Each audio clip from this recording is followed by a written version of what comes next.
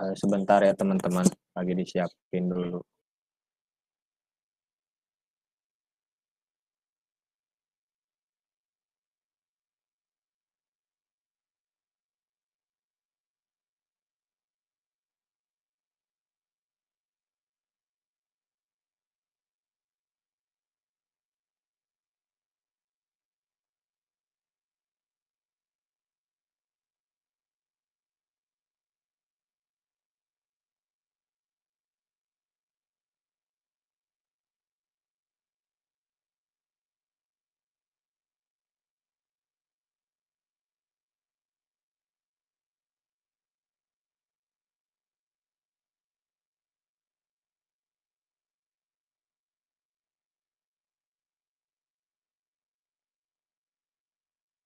Udah kelihatan share screen-nya teman-teman? Udah, Goy. Siap, sudah. Udah.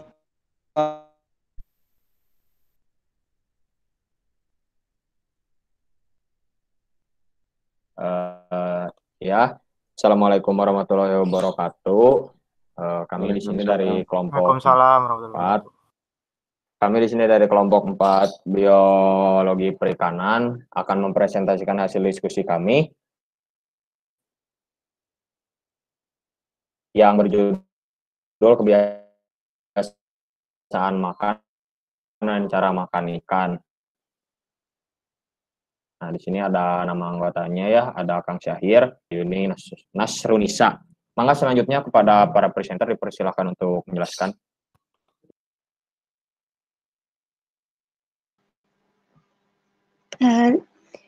Yang pertama ada kebiasaan makan. Kemampuan larva ikan untuk mendapatkan makanan sangat dipengaruhi oleh kemampuan larva ikan untuk mendeteksi keberadaan makanan, cara menangkap, serta bukaan mulut larva ikan yang berkaitan dengan ukuran makanan yang tersedia di perairan. Selain itu, kepadatan dan ketersediaan makanan di alam juga merupakan faktor yang mempengaruhi keberhasilan hidup. Mortalitas yang tinggi dapat terjadi apabila larva ikan tidak segera mendapatkan makanan yang sesuai, baik jenis maupun jumlahnya, menurut Subianto dan kawan-kawan tahun 2008. Pertumbuhan suatu populasi atau individu sangat erat hubungannya dengan keberadaan makanan di daerah mereka hidup, menurut Widyorini tahun 2011. Urutan kebiasaan makanan ikan dikategorikan ke dalam 3 golongan, yaitu pakan utama, pelengkap, dan tambahan. Sebagai batasan yang dimaksud dengan pakan utama adalah jenis pakan yang mempunyai jenis pakan yang mempunyai indeks of preponderance lebih besar dari 25%. Pakan pelengkap mempunyai indeks antara 4 sampai 25%. Boleh di next.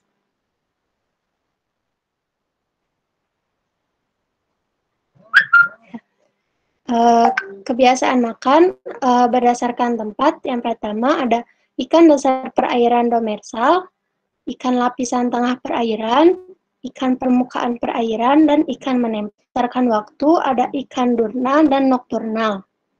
Yang variasi makanan ada urpagik, stepnopagik, dan monopagik. Selanjutnya akan dilanjutkan oleh teman saya.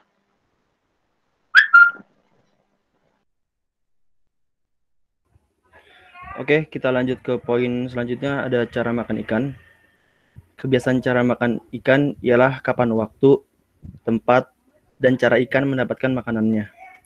Kebanyakan cara ikan mencari makanan dengan menggunakan mata. Pembauan dan persentuhan digunakan juga untuk mencari makanan, terutama oleh ikan pemakan dasar dalam perairan yang kekurangan cahaya atau dalam perairan keruh. Ikan yang menggunakan mata dalam mencari makanan akan mengukur apakah makanan itu cocok atau tidak untuk ukuran mulutnya. Tetapi ikan yang menggunakan pembauan dan persentuhan tidak melakukan pengukuran, melainkan kalau makanan sudah masuk mulut, bisa diterima atau ditolak oleh mulut.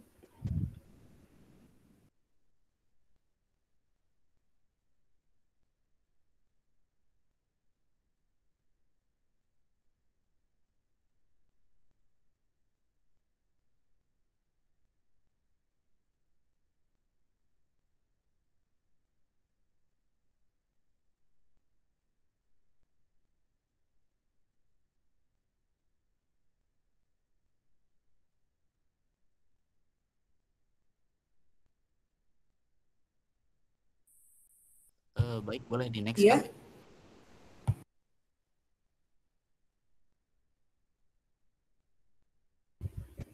Kang Yoga.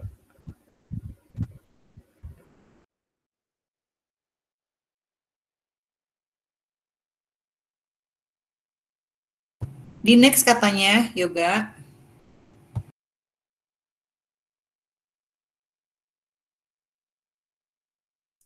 Baik, selanjutnya ada cara makan. Nah, cara makan ini apa ya? Subtipenya juga ada 2, yaitu cara makan ikan berdasarkan letak mulut ya. Jadi menurut jurnal Ya, ini selanjutnya ada karena secara kelihatan ini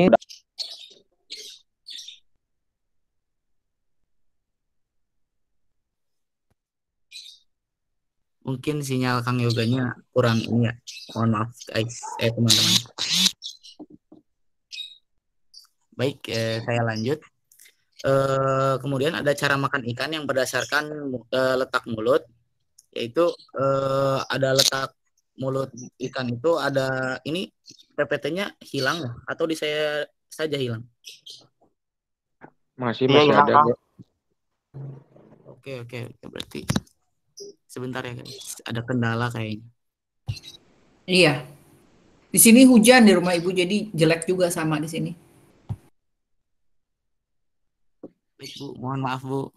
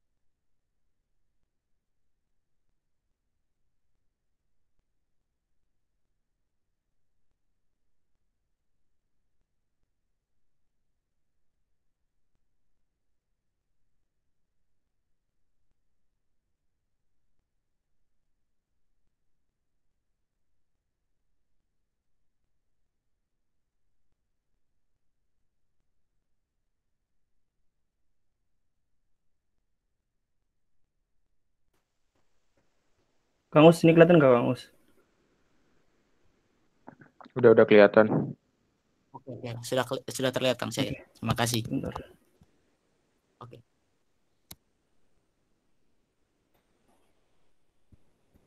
Ya, baik, dilanjut. Mohon maaf tadi ada kendala teknis. Dilanjut ke cara makan ikan berdasarkan letak mulut ikan. Jadi menurut jurnal yang kami baca dan sudah kami diskusikan, kami mengetahui ada 3 tipe mulut ikan, 3 tipe jenis mulut ikan, yaitu tipe inferior, tipe terminal, dan tipe superior. Tipe inferior ini termasuk ke dalam ciri-cirinya itu letak mulut di bawah kepala. Di bawah kepala itu berarti yang contoh ikannya itu ada ikan lele, ikan sapu-sapu, dan ikan hiu, dan masih banyak lagi sebenarnya yang tidak bisa saya sebutkan satu-satu. Lalu ada letak terminal. Letak terminal ini contoh ciri-cirinya juga ada letak mulut itu di ujung depan kepala. Tipe yang paling umum ditemukan pada ikan. Tipe terminal ini ada yang ada contoh juga, ada contoh ikan-ikan yang bertipe mulut ini, yaitu ikan lele, ikan mas, dan ikan gurami. Dan tipe terminal ini juga ada ada satu jenis lagi dalam tipe terminal ini. Ada tipe letak mulut jenis terminal subterminal. Subterminal itu bedanya apa dengan terminal? Yaitu kalau terminal itu hanya memiliki mulut saja, dan kalau tipe subterminal itu memiliki semacam sungut pada kayak tambahan mulut seperti itu. Yang saya lihat dari gambarnya seperti itu. Jadi ada lagi yang tipe ketiga, yaitu tipe superior. Tipe superior itu adalah ciri-cirinya adalah letak mulutnya berada di atas kepala. Contoh-contoh ikan superior sendiri itu termasuk arwana dan ikan yang ada di gambar share screen kalian ini. Dan kenapa bentuk mulut ikan berbeda-beda? Itu tergantung dari adaptasi makanan dan makanan yang dimakan oleh ikan tersebut. Dari tipe inferior sendiri, kenapa mulut mereka di bawah? Karena mereka kebanyakan makan yang ada di air, yang di dalam air. Begitupun dengan tipe terminal, kebanyakan makan makanan yang berada di air, yang seperti plankton dan spesies-spesies ikan lainnya. Biasanya ikan-ikan predator. Kalau yang subterminal yang tadi saya jelaskan itu contoh ikannya pun ada ikan gurami dan ikan gurame. Kenapa disebut subterminal? Karena mereka juga sistem makannya pun dengan cara menghisap, ada dengan cara menghisapnya. Lalu ada tipe superior yang ketiga. Jadi tipe superior itu kebanyakan ditemukan di arwana. Kenapa arwana makan tipe mulutnya itu superior? Karena jenis makanannya pun kebanyakan yang ada di permukaan air seperti jangkrik dan hewan-hewan darat yang hidup di dekat perairan. Seperti itu. Selanjutnya.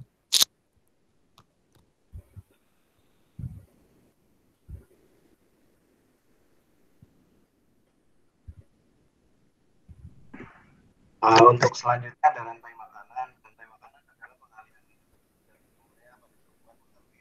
organisme yang makan dan dimakan. Fungsi dari rantai makanan itu sendiri adalah untuk menjaga jumlah makhluk hidup di dalamnya. Rantai makanan contohnya yang terjadi pada ekosistem laut berupa fitoplankton sebagai produsen primer dianggap sebagai tingkat trofik 1, zooplankton herbivore pemakan fitoplankton sebagai tingkat trofik 2, karnivor pemakan herbivore sebagai tingkat trofik 3. Next. Ya, ini ada contoh gambar dari rantai makanan di laut ya. Yang pertama itu ada fitoplankton berperan sebagai penyedia makanan atau produsen. Fitoplankton disebut sebagai produsen karena memiliki klorofil untuk berfotosintesis. Yang kedua, lalu fitoplankton dimakan oleh zooplankton, dimakan ikan kecil, ikan sedang, dan seterusnya sampai ikan besar, lalu didekomposer. Lalu kembali lagi menjadi makanan fitoplankton.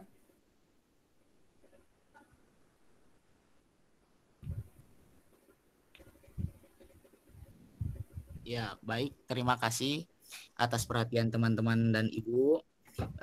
Selanjutnya kita buka sesi tanya jawab ya. Silahkan Kang Goy dipimpin. Halo. Sudah jelas? Jelas. Ya. Punten tadi ada sedikit kendala. Untuk selanjutnya karena sesi presentasi telah beres, kita akan lanjut ke sesi raise hand. Format bertanyanya 3 digit NPM terakhir, lalu nama dan juga dari kelompok berapa. Mangga.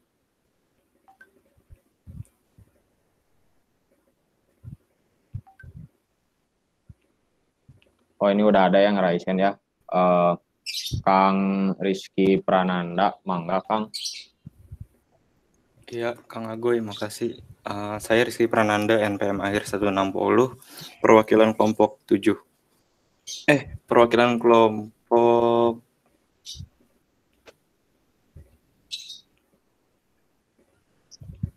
Agoy, kelompok berapa nih? Nanti dikabarin deh. Jadi kamu kelompok sendiri lupa gimana sih? Lupa, Bu. Baik banget kelompoknya, Bu. Pertanyaannya gini, Kang Agoy. Kan tadi itu ada tipe-tipe mulut tuh. Nah, dari tipe-tipe mulut itu, kita bisa tahu nggak, jadi misalnya ikan bertipe mulut kayak gini tuh makannya apa gitu. Nah, apa bisa dengan sepintas ngelihat tipe mulutnya, kita bisa tahu ikan tersebut makannya apa gitu. Terima kasih, Kang.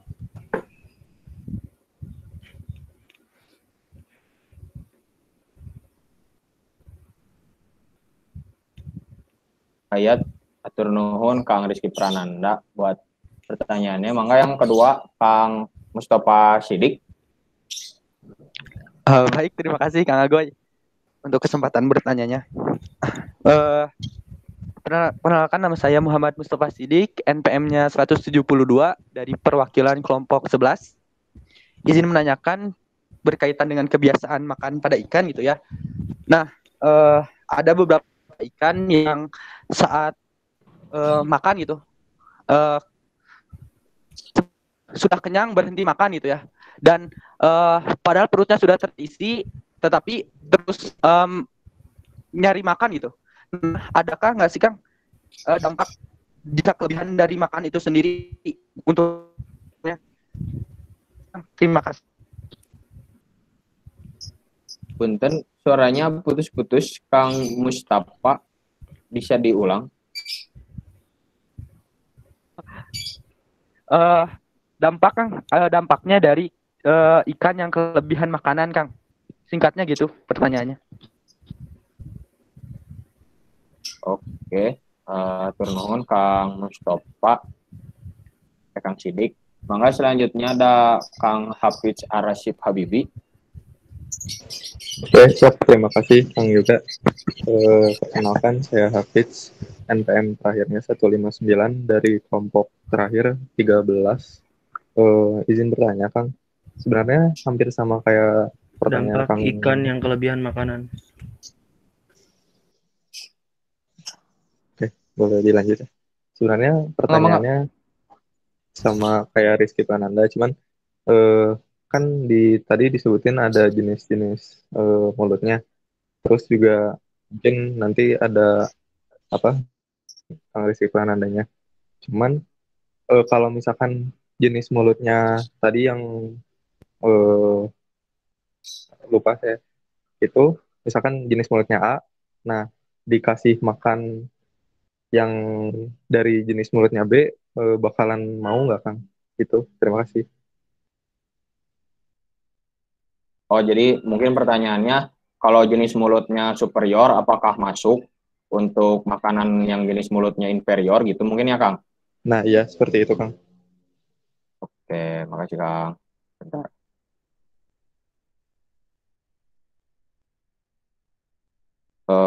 Mangga untuk Punten, sebelumnya Ibu ini dibuka berapa termin, Bu? Dan satu terminnya berapa penanya?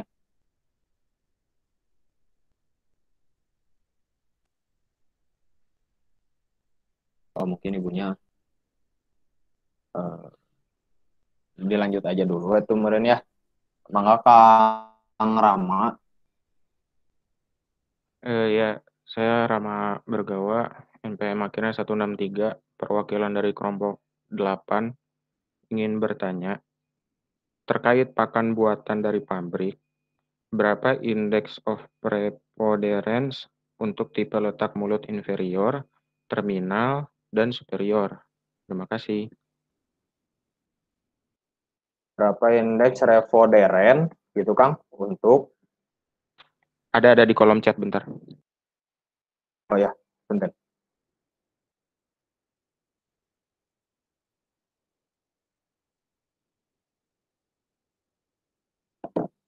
Oke, makasih Kang Rama. Mohon saya langsung. Mangga Kang penanya selanjutnya ada Kang Taufik. Mangga Kang Taufik. Ya, terima kasih Kang Agoy atas kesempatannya. Saya Taufik, NPM A198 dari kelompok 6. Izin bertanya Kang, kan ada gitu ya, ikan pelagis sama ikan demersal gitu ya. Nah, ikan demersal ini kan itu hidup dan makan di dasar laut gitu ya, seperti lumpur, pasir, dan bebatuan gitu.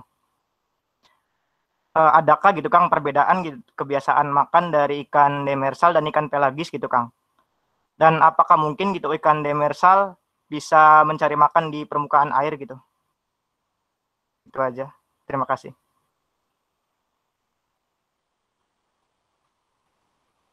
Terima kasih Kang Taufik. Selanjutnya ini ada penanya terakhir, Kang Sopian. Silakan Kang Sopian. Ya, izin bertanya, saya Sopian, perwakilan dari kelompok 2. Kan makanannya berbeda-beda, ada yang makan tumbuhan, ada yang fitoplankton dan sebagainya. Nah, kan tadi berdasarkan bentuk mulutnya.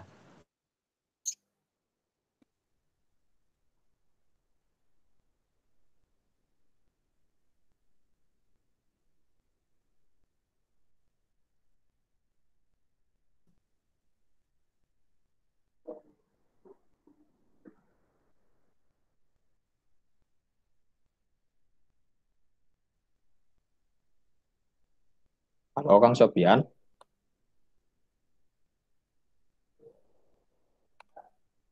Ini satu sesi berapa pertanyaan, Yoga, Alteus?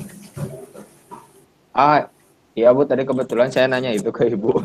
Satu sesi itu 3 pertanyaan. Jadi saya ini mencatat udah ada 6, simpan di sesi kedua ya, yang ininya. Jadi semuanya 9 pertanyaan dulu aja. Baik Bu. Satu sesi 3 pertanyaan.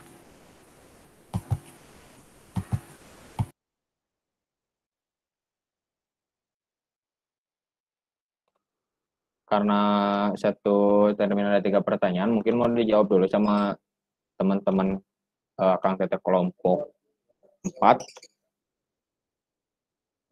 Mangga Kang Teteh. Aku izin jawab yang dari pertanyaan Kang Riki Prananda. Untuk ikan terminal itu merupakan golongan ikan omnivora. Untuk ikan inferior itu makanan ikannya meliputi alga, invertebrata atau siput, detritus maupun jenis makanan lain yang ada di dasar perairan. Untuk superior, makanan ikannya berada di permukaan, biasanya seperti serangga.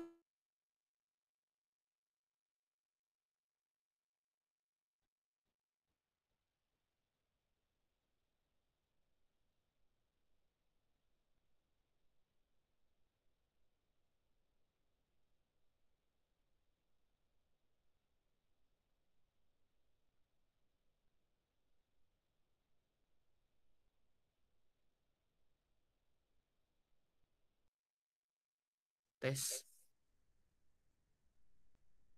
Terdengar, Us? Oke. Terima kasih, Kang Rama.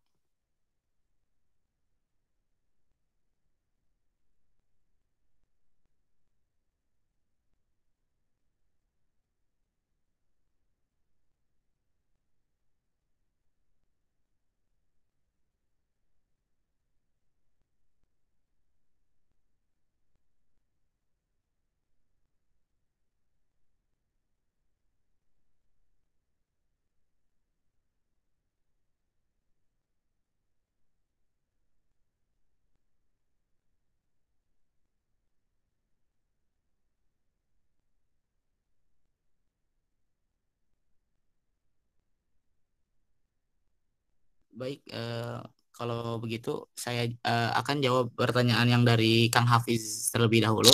Kang Hafiz tadi bertanya dari kelompok 3, kalau jenis mulutnya A, lalu dikasih jenis makanan mulut B, apakah bisa? Jadi semisal ini pertanyaannya seperti ini ya, kayak kalau jenis mulutnya itu superior, lalu dikasih makanan jenis makanan dari tipe mulut terminal misalkan kayak gitu, apakah dapat atau tidak?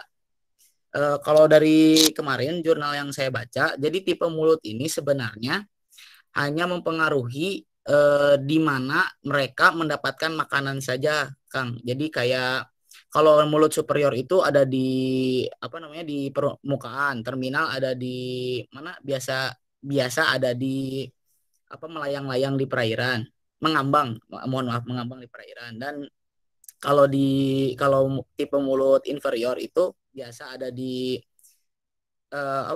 permukaan, di substrat kayak seperti itu, Kang. Jadi lebih ke tempatnya saja sih. Semisal kalau kita memberi pelet ke ikan arwana dan ikan lainnya, itu masih bisa mereka makan. Seperti itu, Kang. Apakah sudah jelas? Oh iya, terima kasih Kang Alteus. Punten, kelompoknya kelompok 13 kan, bukan kelompok 3. Oh, baik, Kang. Mohon maaf. Terima kasih, Kang. Siap, terima kasih Kang.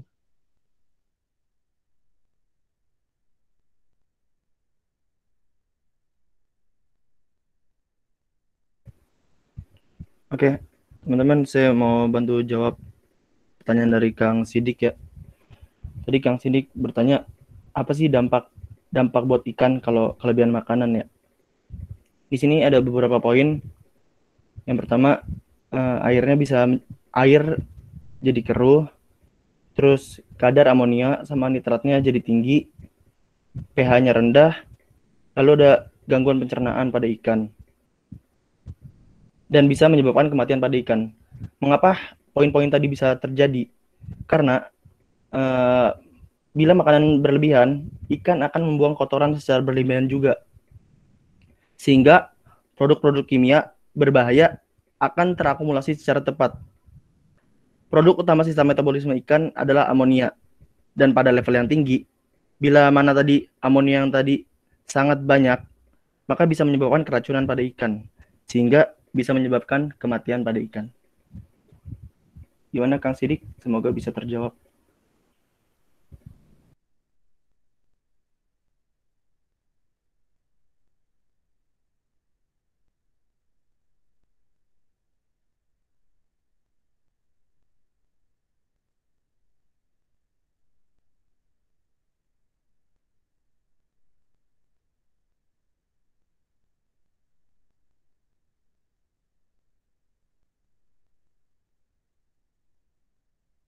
Bagaimana penanyanya? Cukup Bu, baik Bu. Terima kasih Kang Sahir atas jawabannya. Sudah terjawab. Baik, tadi kita setelah mengakhiri sesi diskusi untuk termin 1 ya, dilanjutkan ke termin 2-nya. Kebetulan tadi Kang Sopian belum beres bertanyanya. Kang Sopian, apakah masih ingin bertanya?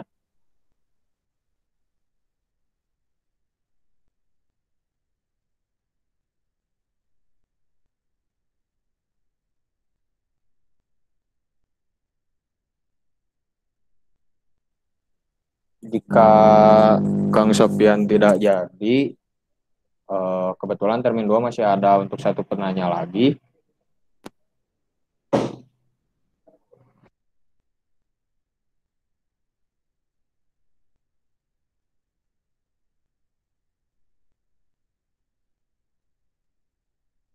Mungkin untuk mempersingkat waktu dilempar saja ya Bu penanyanya.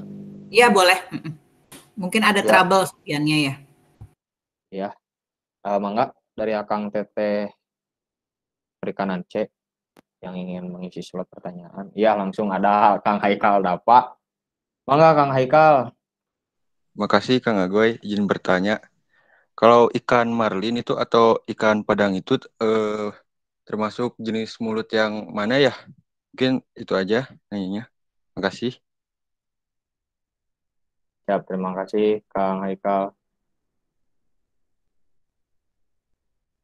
Dari kelompok berapa Kang Haikal teh? Oh, dari kelompok 3 NPM 205.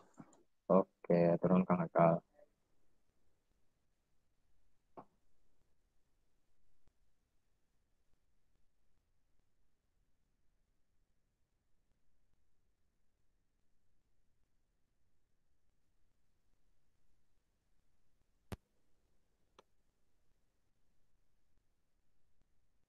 Mohon ditunggu untuk jawabannya teman-teman. Sedang didiskusikan oleh kelompok kami. Ada video nggak dari kelompok ini? Oh, siap ada Bu. Iya, sok sambil menunggu Anda membahas jawaban, videonya tayangkan ya.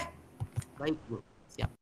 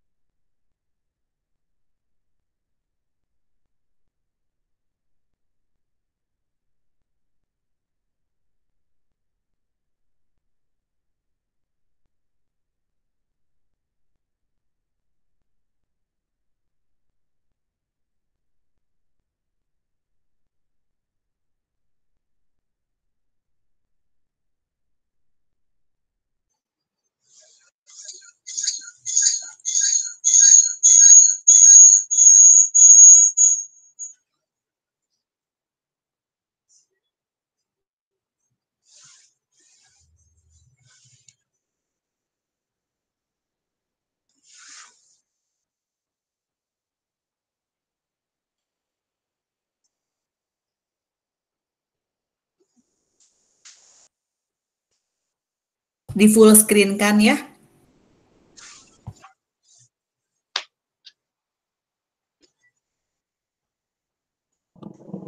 Superior mouth.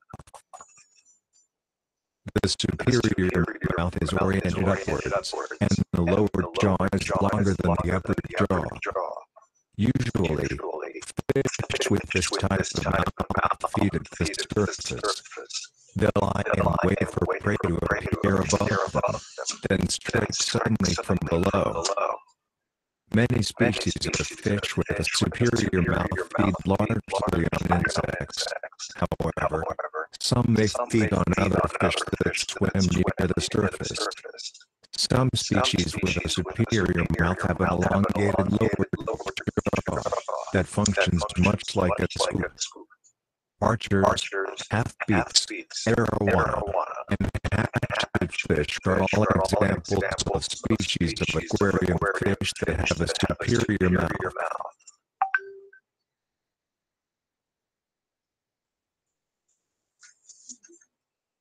Protrusible mouth. A protrusible mouth allows a fish to extend its reach when attempting to snatch prey or food particles. This feature can be seen in all mouth types.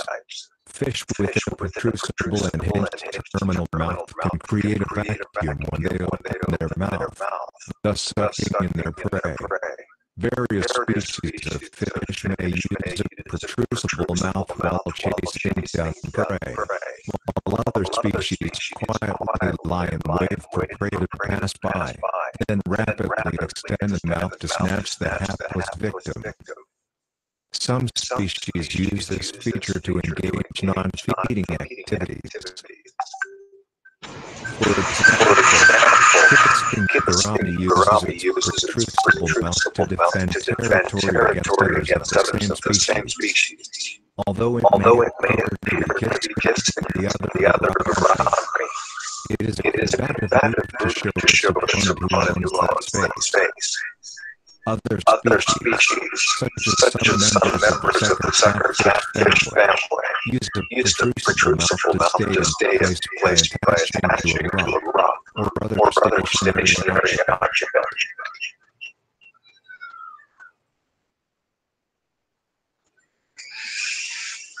Terminal mouth. Terminal mouths are located in the middle of the head and point forward.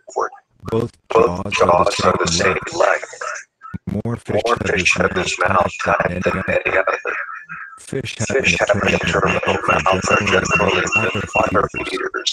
However, they can feed at any location, like eating foods in front of, or to collect food in rock and crevices.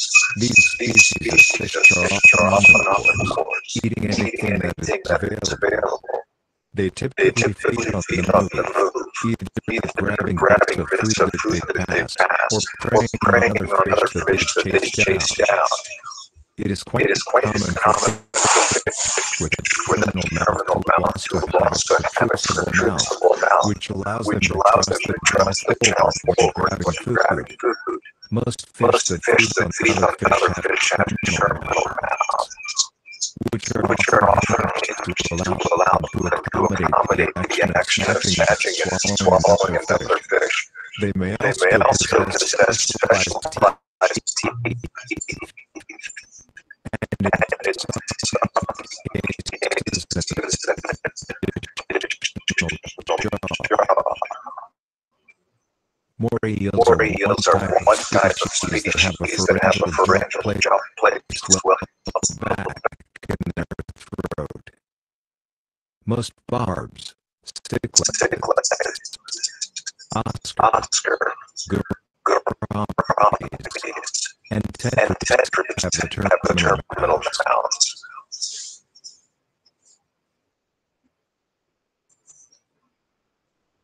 Subterminal mouth. Mouth structure is facing downwards, eating foods on the bottom, or sucking food available at the bottom of the body. Example, Supranus carpio.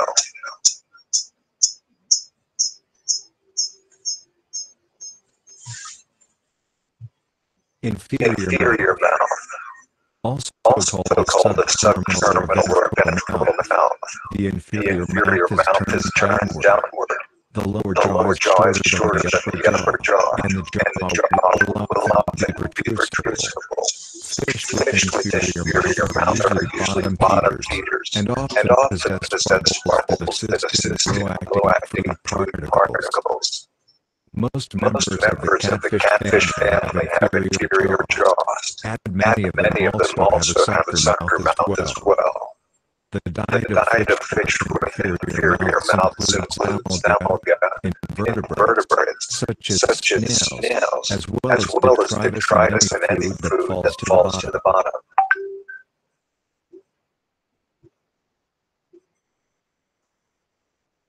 Sucker mouth.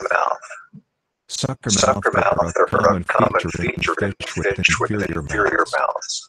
Catfish, such as the popular Buccostomus, which literally translates to full mouth, uses the sucker mouth to rasp out dirt or rocks.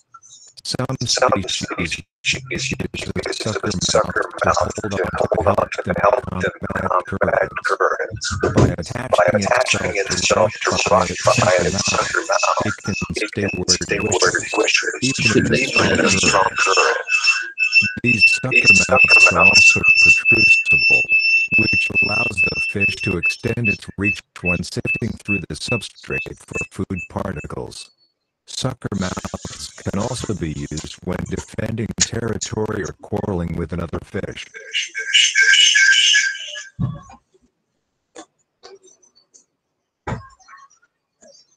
Elongated mouth. A greatly elongated snout is another kind of mouth adaptation. This type of mouth allows the fish to poke into small crevices and holes to find food. They may also use his mouth to dig through the substrate to reach buried food treasures. Some surface-feeding fish also have an elongated mouth that allows them to scoop insects and food particles from the surface. Freshwater species with elongated mouths include the half-beaks, gars, and pencilfish. Saltwater species include the needlefish and fish in the wrasse family.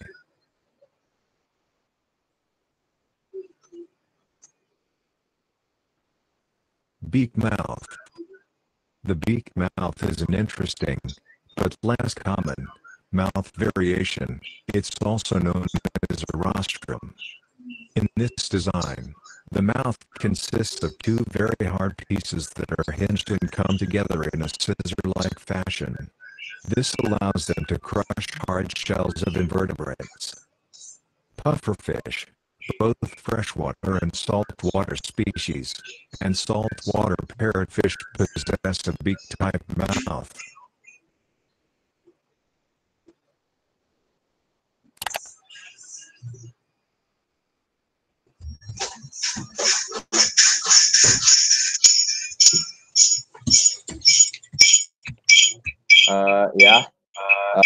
Tadi setelah ditontonkan video dari kelompok kami, selanjutnya akan melanjutkan sesi diskusi dari pertanyaan-pertanyaan yang telah ditanyakan oleh teman-teman.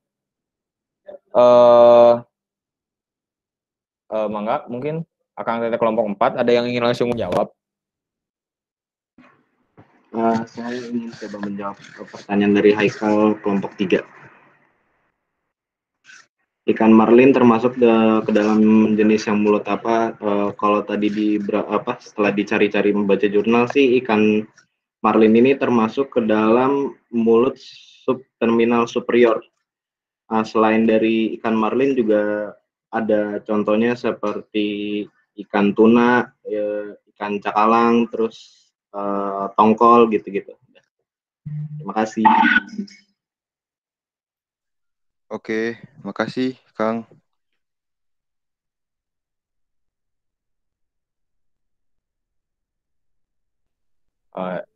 Terima kasih Kang Vano yang telah memberikan jawaban.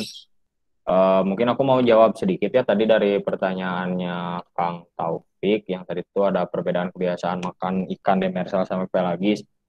Nah, jadi kan tentu ada perbedaannya. Perbedaan kebiasaan makanannya itu bisa dipengaruhi gitu dari apa em, kayak aktivitas fisiologisnya, terus ada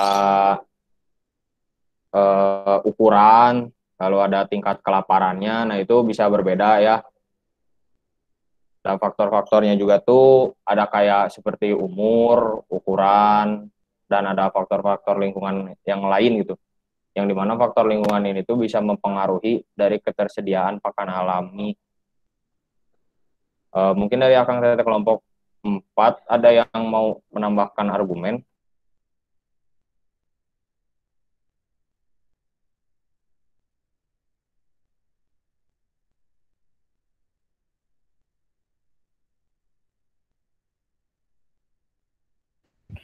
Oke, ini saya mau menambahkan sedikit pertanyaan dari Kang Taufik tadi ya. Nah, ini kan bedanya ikan pelagis sama ikan demersal gitu ya.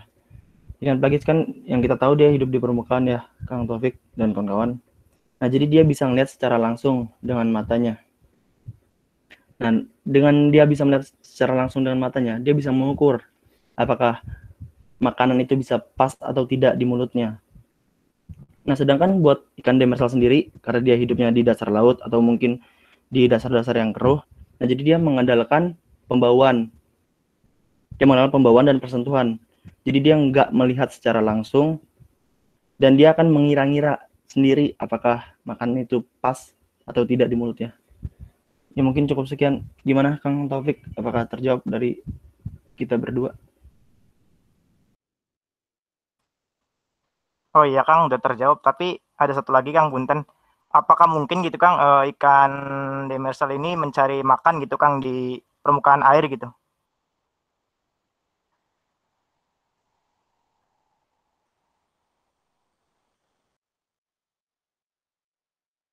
Gimana tadi teh Kang? Apakah mungkin ikan demersal mencari makan di bawah air?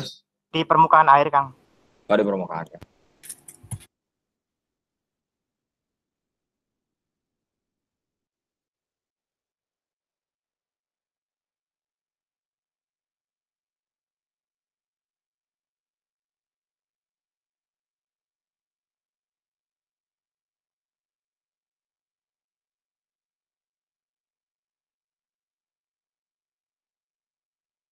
Gini Kang Taufik, mungkin kan setiap ikan kan itu kan udah ada tempatnya masing-masing ya. Ikan pelagik di permukaan, ikan demersal di dasar. Untuk bisa mungkin nggak sih ikan demersal nyari di permukaan gitu ya? Itu kayaknya sesuai dengan ikan demersalnya gitu ya. Jadi kayak mungkin nggak bisa ya kalau menurut pandangan kita, karena dia udah sesuai gitu di bawah, di atas gitu, Kang Taufik. Oh, oke oke, siap siap. Terima kasih Kang atas jawabannya.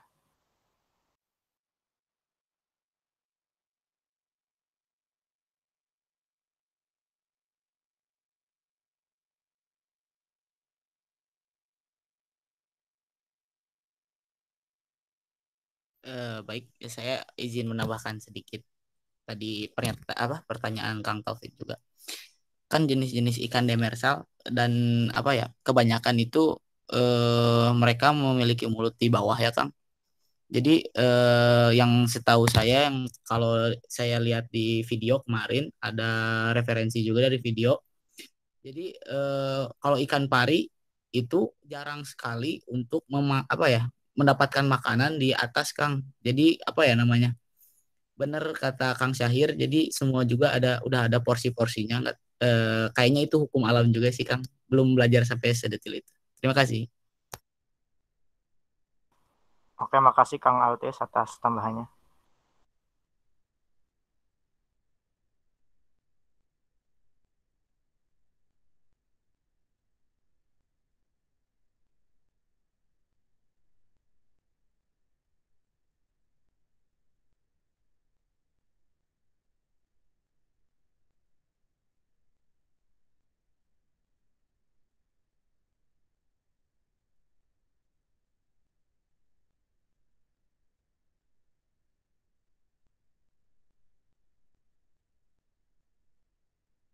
Ya, selanjutnya ingin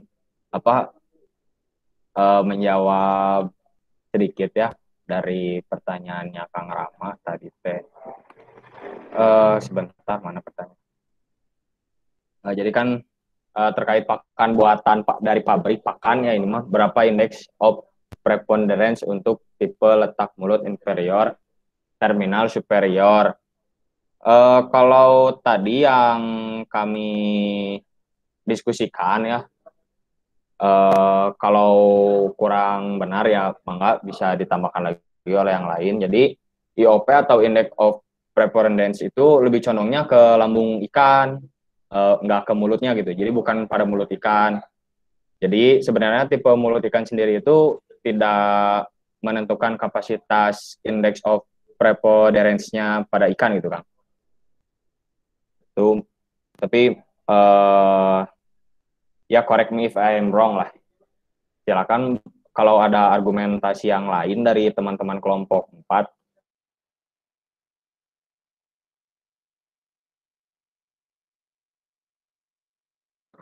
Baik Kang Yoga, terima kasih.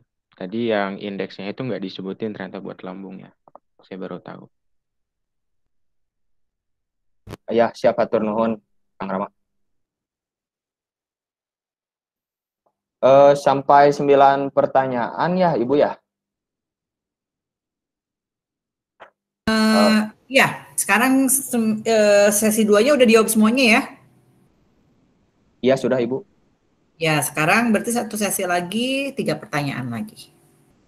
Ya, melanjut ke statementnya Ibu ya, silahkan dibuka termin 3 untuk 3 orang penanya. Oh, sudah ada yang langsung nanya ya. Mohon izin bertanya, saya Irfan NPM terakhir 197. Dari jurnal yang saya baca kan ada 3 cara makan. Bentar ya.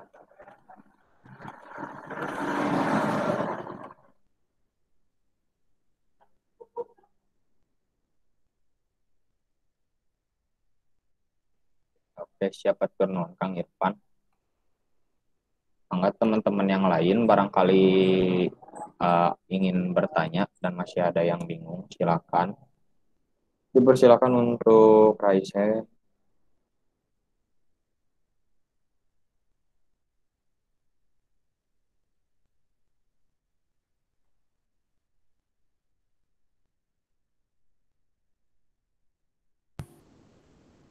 Yuk, dijawab aja dulu deh, Kak. Yoga. Oh ya, siap, baik Bu. Jawab dulu aja. Bentar.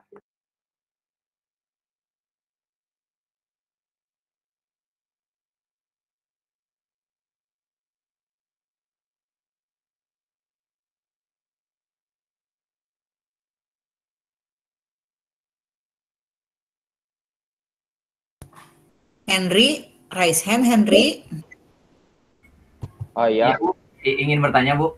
Boleh. Mangga Kang Henry. Jangan lupa format bertanyanya, Kang. Ya, terima kasih Kang Yoga, terima kasih Bu Juli. Saya ingin bertanya, saya Henry dari sebelumnya, maaf, saya Henry dari kelompok 2, NPM terakhirnya 143. Saya ingin bertanya, kan makanan ini juga berpengaruh ya terhadap efisiensi pertumbuhan organisme yang memakannya. Nah, kita ini bisa tahu nggak sih seberapa besar gitu efisiensinya? Kan kayak kalau tingkat kematangan gonad itu kan bisa lihat dari fisik, terus bisa dihitung indeks kematangan gonadnya juga gitu. Nah, kalau yang efisiensi pertumbuhan ini bisa seperti itu nggak? Kayak mengetahui dengan secara teori lah, secara rumus kayak gitu. Terima kasih. Atur nuhun Kang Henry atas pertanyaannya. Mangga dilanjut. Oh, ada Kang Aji. Mangga Kang Aji. Terima kasih Kang Budi. Saya siapa? Izin bertanya Kang Budi. Jadi tadi ya yang kalau nggak salah gitu yang saya tangkap itu kan tadi itu ada cara makan ikan ya. Dan cara makan ikan itu kan beda-beda ya. Ada yang gimana ukuran gitu ya. maksudnya teh kira-kira masuk nggak ke mulut gitu ya. Terus ada juga yang asal makan, terus kalau nggak masuk mungkin ditolak gitu ya. Nah gitu kan ya Kang, kalau nggak salah. Ya, betul Kang? Iya, lanjut Kang Haji. Ya jadi pertanyaannya Kang ya, bukan sebelum masuk ke pertanyaan, jadi ke bentuk ikan dulu Kang. Bentuk ikan itu kan beda-beda ya Kang ya. Ada yang panjang, gede, lebar gitu. Ada yang kembung, ada juga yang kecil gitu kayak yang kurang makan. Ya seperti itu. Nah kalau kayak gitu teh, jadi itu teh disebabkan oleh pakan ikan, oleh pakan gitu Kang, atau udah jadi ciri gitu Kang masing-masing ikan. Mungkin segitu sih dari saya. Thank you. Oh, jadi mungkin pertanyaan dari Kang Haji mah, apakah pengaruh pakan ikan bisa mempengaruhi ke bentuk ikan gitu, Kang? Nah, iya Kang Budi. Ya, Kang Haji, atur nuhun.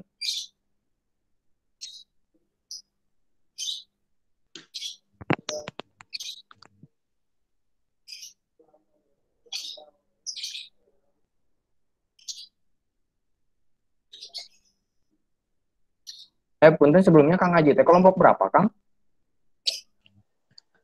Oh iya, kelompok 8, sebentar Kang. 8 kalau nggak salah, sebentar.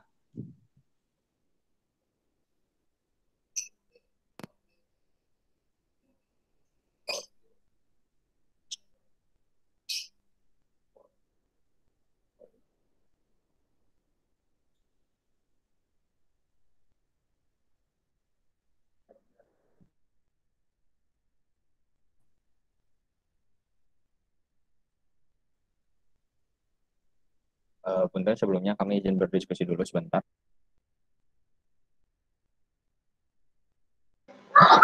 Izin menjawab pertanyaan yang Irfan. Pertanyaannya, apakah sebentar, apakah ikan butuh minum? Terus kalau bisa caranya gimana? Apakah bisa dari ketiga? Baik, setiap makhluk hidup itu pasti membutuhkan air. Dan ikan juga pada perairan itu tidak hanya berenang, tapi juga membutuhkan untuk minum. Umumnya ada 2 jenis ikan yang membutuhkan minum, dibagi 2, ada ikan air tawar dan ikan air asin. Untuk ikan air tawar, cara minumnya tidak seperti manusia minum. Untuk minumnya itu, airnya masuk ke tubuh ikan melalui insang, sehingga ikan air tawar lebih mudah menjaga kadar air dalam tubuhnya. Bentar.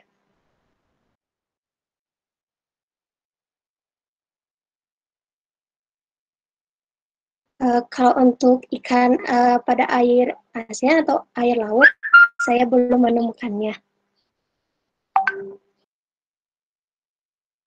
Apakah bisa terjawab, Kak Irfan?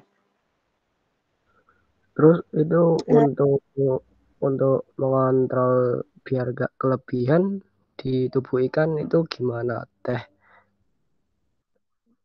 Mungkin sedikit ya, untuk mengontrol, berarti mengontrol kadar air dalam tubuh ikan ya, maksudnya kadar air ya. Dari matkul sebelumnya yaitu Oceano atau apa saya lupa, jadi ada proses yang namanya osmoregulasi, Kang Irfan. Nah, jadi proses osmoregulasi itu yang menyeimbangkan gitu. Pokoknya di pelajaran itu, coba di mata kuliah apa yang ada osmoregulasi? Osmoregulasi, kalau sebentar Bu, lupa. Ibu dosennya sok, kamu salah tah. Masa kalau dari mata kuliah itu. Biologi Bu, ya itu. Jadi ada hubungannya sama osmoregulasi juga, Kang Irfan. Begitu. Mangga mau ada yang nambahin argumen dari Akang Teteh kelompok 4?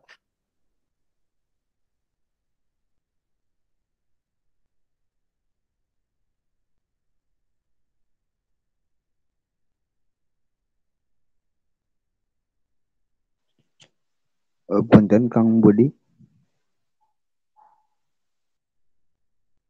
Oh iya Kang Aji, kenapa? Eh, aku dari kelompok 12. Terima Oh, kasih. siap, hatur nuhun Kang Aji.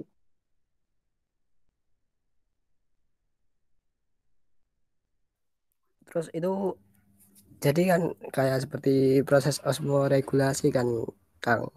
Terus itu apakah mempengaruhi juga untuk ikannya sendiri, pertumbuhan lah, gitu Kang?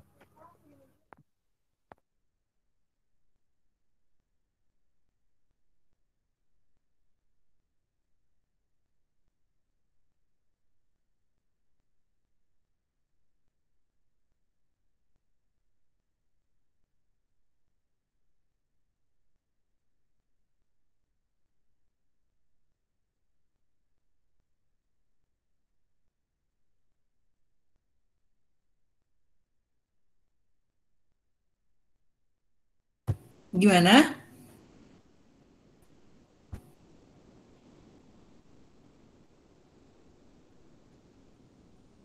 Halo? Halo, oh jadi tadi Kang Irfan apakah osmoregulasi mempengaruhi pada pertumbuhan ya Kang ya? Itu loh, Kang. Soalnya ketika air masuk itu apakah mempengaruhi juga tubuhnya itu, pertumbuhan lah, ya aspergillus itu.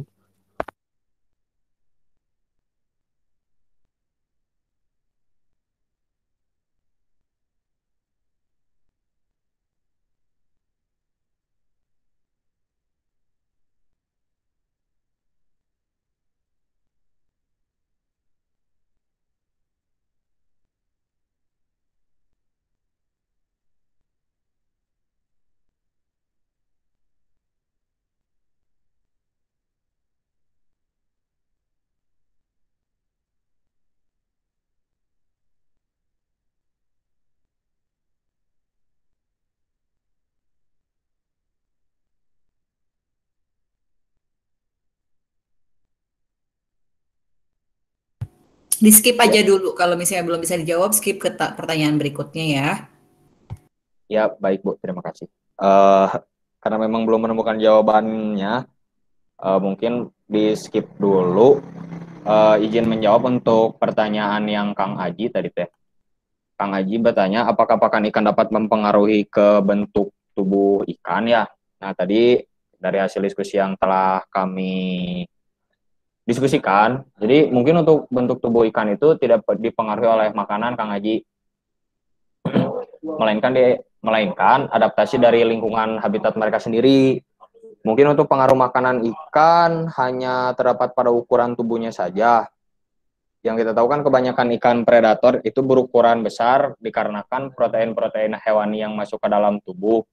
Apabila untuk ikan herbivore, tubuhnya relatif lebih kecil dari ikan predator.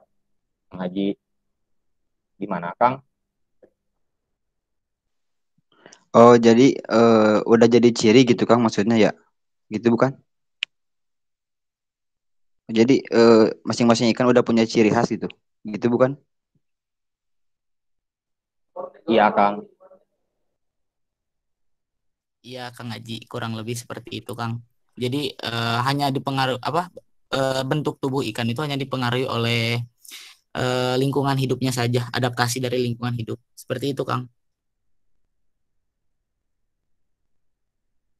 Eh Punten Kang Wudi sama Kang Uus, itu teh apakah ada ciri lain gitu yang bisa membuatnya seperti itu?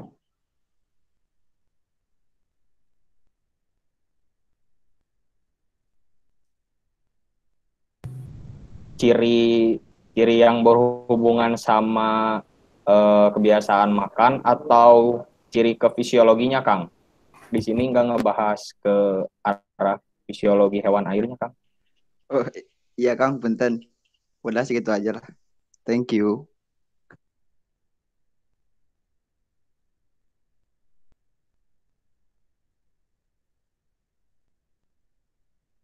Oh ya punten ya Kang Haji. Nanti kalau ada informasi lebih lanjut akan segera kami infokan.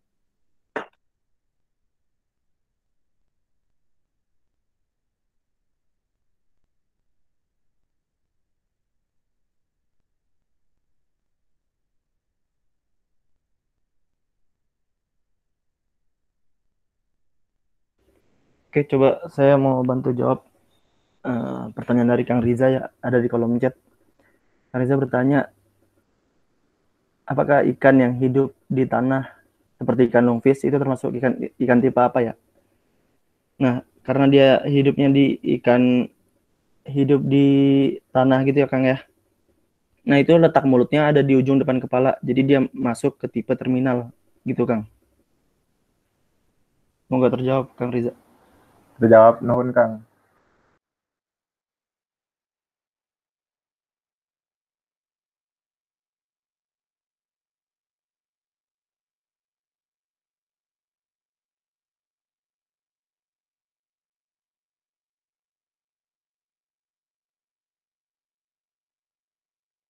Sudah jawab semua?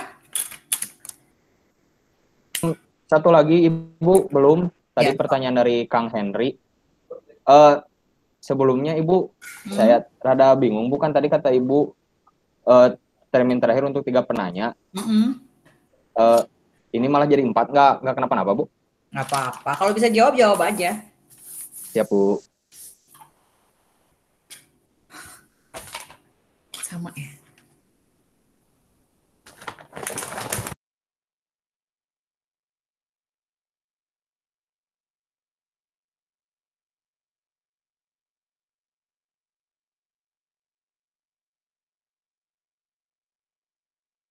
Punten diantos Kang Henry.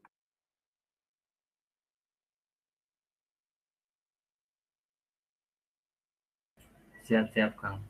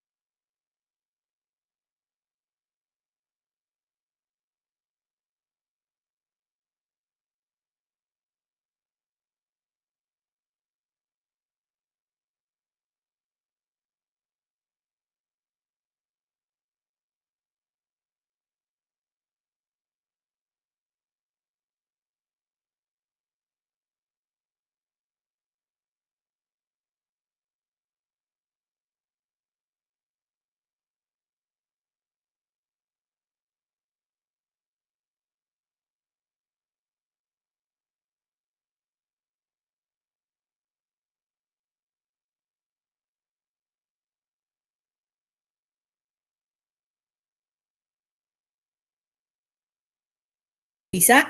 Bisa nggak? Jadi ngambek ini. Iya Bu. Bentar. Nah, jadi punten ini mah ya sebenarnya kita hanya membahas pada feeding habit, food habit dan food chain. Jadi untuk pertumbuhan sendiri mungkin itu termasuk ke materi pertumbuhan ya, Ibu ya. Jadi nggak ada di ranah kami gitu Kang. Punten kalau belum bisa kejawab gitu. Tapi sekiranya kami udah mendapatkan jawaban yang Itu pertanyaannya apa ya Gaya? Nggak, nanyain apa dia? Oh iya Kang, Bu. Jadi tadi pertanyaan dari Kang Henry ya, yang saya Yang nggak catat di sini. kejawab, yang nggak kejawab itu apa yang ke pertumbuhan teh? Yang mana? Jadi yang apakah kita tahu tingkat efisiensi pertumbuhan secara teori tadi seperti itu Bu? Oke, betul. Ada di pertumbuhan nanti, pertumbuhan ikan. Oh ya, terima kasih Kang Yoga, terima kasih juga Ibu sudah Ya. ini menambahkan. Baik, ditutup saja mungkin ya Bu ya, ditutup dulu Iya, saja. tutup saja dulu. Ya, terima kasih teman-teman yang sudah memperhatikan dan mengamati presentasi dari kami. Semoga ilmu yang telah dipaparkan dapat menjadi amal jariah juga bagi kami. Maaf jika ada kekurangan kata-kata dan maaf juga bila ada pertanyaan-pertanyaan yang belum bisa terjawab. Sekian dari kami semua. Wabillahi taufiq wal hidayah. Wassalamualaikum warahmatullahi wabarakatuh.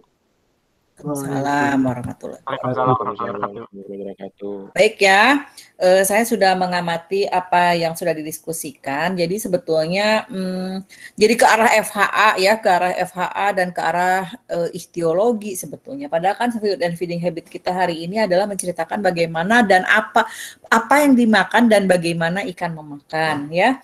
Sehingga tadi ada yang kita membaginya berdasarkan ikan demersal, ada ikan demersal, ada ikan pelagik, ada bentuk dan letak mulut ya, itu karena berhubungan dengan cara mencari makan dan apa yang dia makan.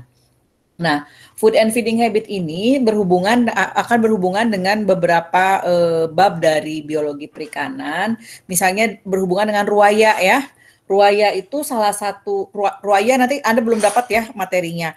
Nanti pas ruaya Anda akan belajar tentang bagaimana ikan berpindah tempat untuk berbagai tujuan. Ada yang melakukan ruaya atau perpindahan untuk tujuan pemijahan. Ada yang karena tujuan bencana ya, menghindari bencana seperti tsunami. Ada juga yang untuk mencari makan. Nah, itu juga food and feeding habit akan terkait dengan proses ruaya yang dilakukan oleh ikan. Jadi ada ikan itu berpindah dari secara vertikal, secara diagonal untuk mencari mencari makanan. Kemudian, nah di sini bagaimana ikan itu bisa diklasifikasikan sebagai ikan herbivor, ikan karnivor, ikan omnivor ya, itu berdasarkan apa yang terdapat di dalam di dalam saluran pencernaannya ya. Jadi bukan apa yang terdapat di dalam mulutnya, termasuk ke dalam penghitungan indeks preponderans tadi ya. Indeks preponderans itu dihitung berdasarkan makanan apa saja, persentase makanan apa saja yang ada di dalam perut ikan, sehingga kita tahu makanan utamanya adalah moina, makanan tambahannya adalah rotifer, dan makanan pelengkapnya adalah chlorella misalnya. Itu berdasarkan apa yang di dalam saluran pencernaannya diidentifikasi berdasarkan apa yang ada dalam saluran pencernaan. Nah, apa yang ada dalam saluran pencernaan yang paling banyak itu tuh menunjukkan bisa dua kemungkinan. Pertama, itu adalah makanan kesukaan ikan tersebut, sehingga apabila kita melakukan budidaya, kita direkomendasikan untuk memberikan pakan sesuai yang jumlahnya paling banyak di dalam saluran pencernaan, karena asumsinya dia suka ya. Yang kedua, bukan karena dia suka, tetapi karena kelimpahan. Jadi makanan tersebut merupakan organisme atau bahan pakan yang melimpah di sekitarnya sehingga dimakan oleh ikan tersebut. Ya, jadi apa yang ada dalam perut ikan itu belum tentu dia suka, tapi ada berbagai faktor. Termakan misalnya ya, ataupun dia tidak punya pilihan lain selain itu. Tapi diasumsikan makanan terbanyak adalah makanan yang disukai oleh ikan, sehingga direkomendasikan apabila kita berbudidaya. Nah, kemudian ikan juga dalam food and feeding habit itu dibagi menjadi dua, yaitu yang diurnal dan nokturnal ya. Coba Rakil Gilang Faturrohman, apa yang dimaksud dengan ikan dengan sifat makan nokturnal? Rakil. Iya, gimana Kil? Apa yang dimaksud dengan ikan dengan sifat makan nokturnal?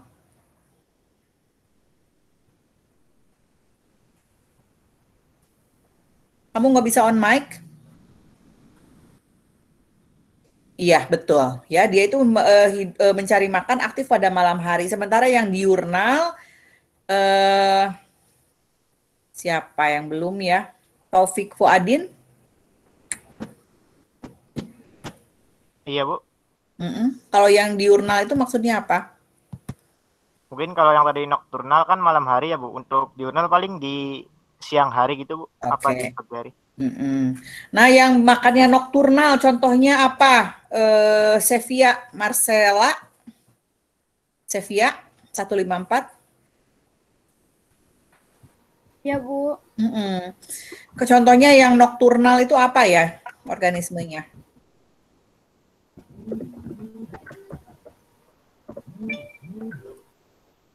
Kayak semacam kayak apa? Kayak gini Bu, yang kayak cacing gitu bukan Bu? Tuh cacing mah tidak budidayakan. Ini ikan loh. Kita lagi bicara ikan dan organisme budidaya perikanan. Bisa ikan. Yang nokturnal apa? Oh ini Bu, kayak catfish gitu Bu? Betul ya. Kemudian Risanda, kalau selain lele-lelean, catfish, apa yang nokturnal?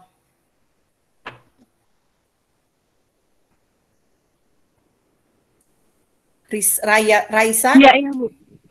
Kurang tahu, sebentar saya cari dulu. Skip kamu mah. Ayu Zalfitri.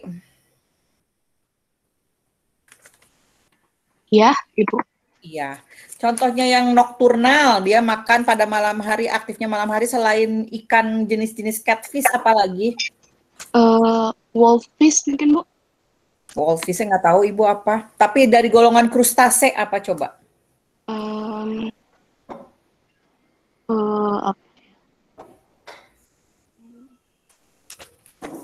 Ada yang bisa? Rama Bergawa.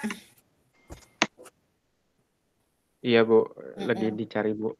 Aduh, iya namanya Ahmad Aunurofik. Masih dicari, Bu. Eta geranya golongan krustase yang makannya malam hari. Rian Muhammad, apa ini Rian?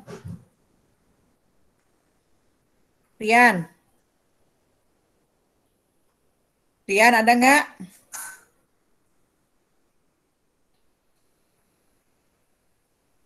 Lailan Cika Ansyar.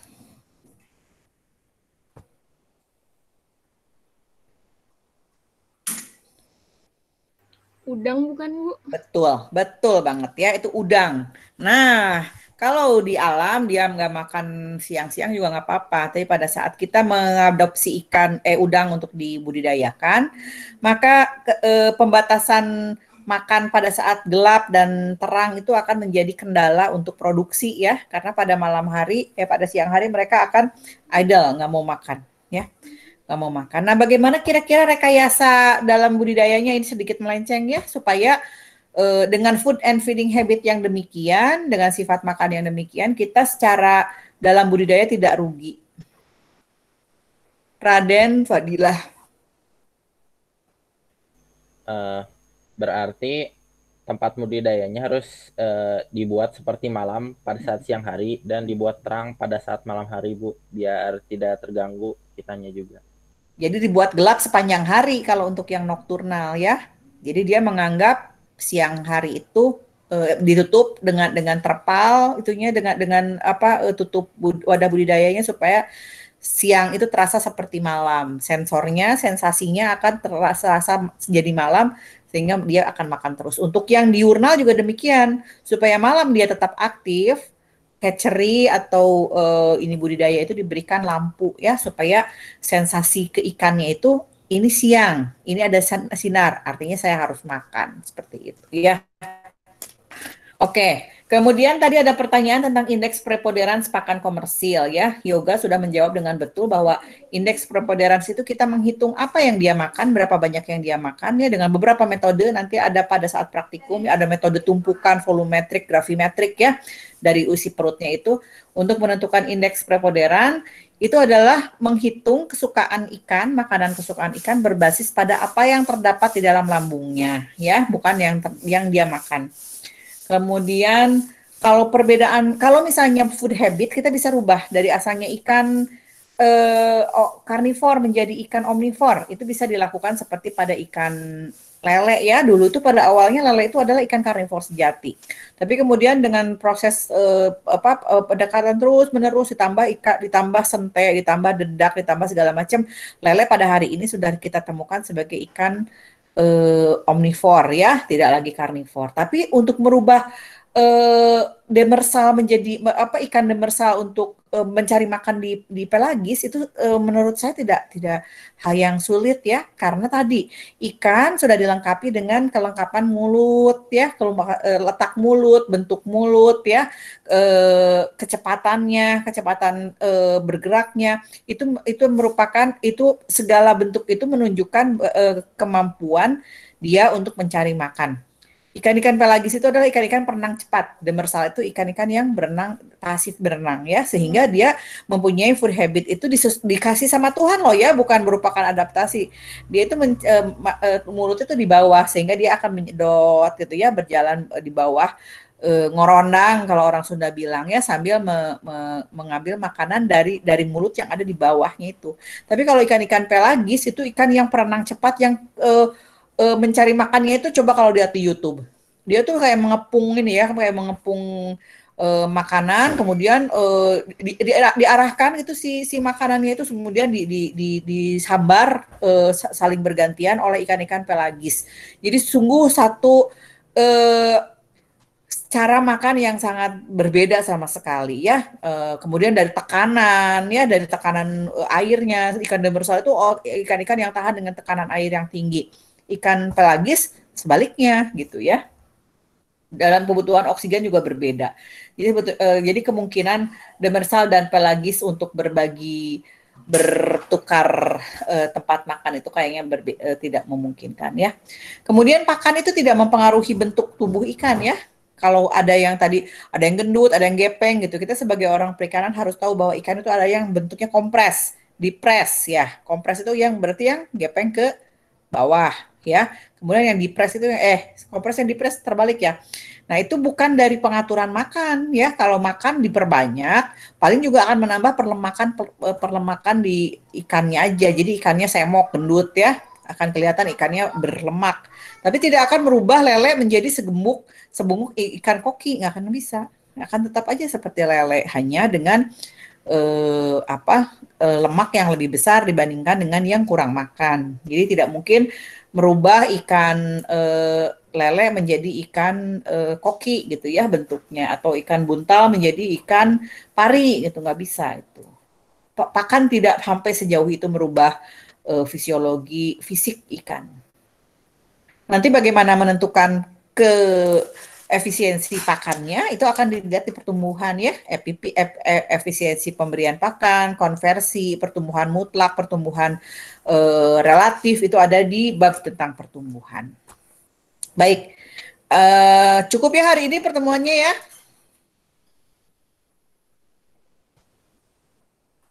Halo? Ya Bu ya. Ya, udah ya. Bu, punten ada pertanyaan itu Bu di kolom chat. Ada pertanyaan. Coba. Bu, saya izin bertanya mengenai feeding habit. Sepertinya itu dapat mengubah waktu makan kita dengan tidak mengenakan alat bantu, Bu, melainkan dengan gen atau semacamnya. Dan itu bisa makan diubah dari bentuk mulut semula itu. Dan apakah bisa makannya diubah dari bentuk mulut semula yang tidak seharusnya dimakan ikannya? Maksudnya gimana sih? Tadi gitu. Kita bukan merekayasa ikannya, tapi kita merekayasa dalam budidaya biologi perikanan. Kita melihat bagaimana ikan itu hidup secara alami di alam. Ya, bagaimana ikan lele itu makan nilem itu makannya di bawah, ikan mas itu di atas, ikan gurame itu di tengah. Nah, itu adalah bukan ikan yang harus kita rubah untuk makan sesuai dengan keinginan kita, tetapi kita menyediakan untuk reproduksinya dia senangnya seperti apa. Untuk makannya dia senangnya seperti apa? Apakah dia senang makan terapung, tenggelam, atau melayang ya? Itu yang akan kita sesuaikan, bukan merubah bentuk mulutnya ya. Kemudian waktu makan, bisa waktu makannya dirubah tadi dengan rekayasa suhu atau cahaya gitu kan. Dengan suhu contohnya dinaikkan 10 derajat Celcius, maka metabolisme akan lebih cepat 2 kali lipat. Ikan akan makan lebih banyak lagi gitu pada suhu yang lebih tinggi. Makanya nggak ada hatchery yang dingin ya, nggak ada hatchery yang pakai AC. Hatchery itu selalu dibikin panas supaya meningkatkan tingkat metabolisme ikan supaya mau makan banyak dan tumbuh besar. Gitu ya. Jadi bukan kita merubah fisiologi ikannya, tapi kita mengadaptasi apa yang ikan itu inginkan dengan kondisi budidaya yang akan dilakukan. Itu tugas dari aquakulturis. Paham ya? Siap, paham Bu. Iya, oke ya.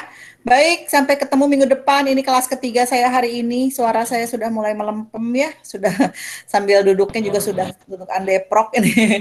Terima kasih atas pertemuan hari ini. Minggu depan kita ketemu lagi tentang persaingan dan pemangsaan. Sehat semua ya. Assalamualaikum. Waalaikumsalam. Terima kasih Bu.